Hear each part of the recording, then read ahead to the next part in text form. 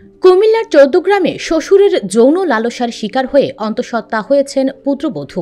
এ ঘটনায় ভিকটিম গৃহবধূর বাবা বাদী হয়ে শ্বশুর ছেরু মিয়া, জামাতা সাইফুল ইসলাম ও শাশুড়ি আয়েশা বেগমের বিরুদ্ধে থানায় মামলা দায়েরের পরপরই অভিযুক্ত শ্বশুরকে গ্রেফতার করেছে পুলিশ। তথ্যটি নিশ্চিত করেছেন চৌদ্দগ্রাম থানার ভারপ্রাপ্ত কর্মকর্তা মোহাম্মদ হিলাল উদ্দিন আহমেদ।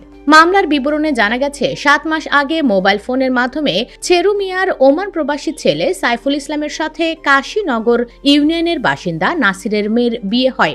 বিয়ের কিছুদিন যেতে না যেতেই শাশুড়ির অসুস্থতার কথা বলে শ্বশুর ছেরু মিয়া নববধূকে তার বাবার বাড়ি থেকে শ্বশুর বাড়িতে নিয়ে যায়। এরপর পুত্রবধূকে একাধিকবার ভোগ করে নরপিশাচ শ্বশুর ছেরু মিয়া। সে সময় তাকে হুমকি ধামকি দেওয়া হয়। পুত্রবধূও আর সম্মানের ভয়ে কাউকে কিছু জানাননি, সব নির্যাতন সহ্য করেছেন।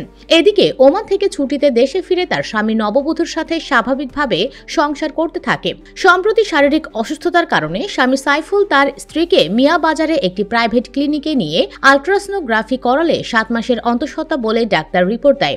ওই নববধূ তার শ্বশুরের দ্বারা একাধিকবার ভোগের শিকার হওয়ার বিষয়টি স্বামীকে জানালে উল্টো নববধূকে নির্যাতন করে জখম করে স্বামী সহ শ্বশুর বাড়ির লোকজন।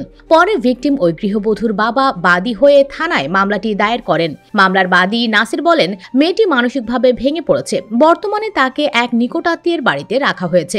চৌদ্দগ্রাম থানার ভারপ্রাপ্ত কর্মকর্তা মোহাম্মদ হিলাল উদ্দিন আহমেদ বলেন, মামলা দায়েরের পরপরই অভিযান চালিয়ে অভিযুক্ত শ্বশুরকে গ্রেফতার করা হয়েছে। বিচারার্থে শনিবার তাকে আদালতের মাধ্যমে জেল হাজতে প্রেরণ করা হয়েছে। দর্শক, আমাদের সমাজে প্রতিদিন এবং অহরহ ঘটনা ঘটছে, কিন্তু সব খবর আছিয়ার মতো আলোচনায় আসে না। আপনি কি চান কুলাঙ্গার শ্বশুরকে যেন ফাঁসি দেওয়া হোক? কমেন্ট বক্সে জানিয়ে দিন আপনার মতামত। সেই সাথে ভিডিওতে লাইক দিন এবং শেয়ার করুন, আর অবশ্যই চ্যানেলটি সাবস্ক্রাইব করুন।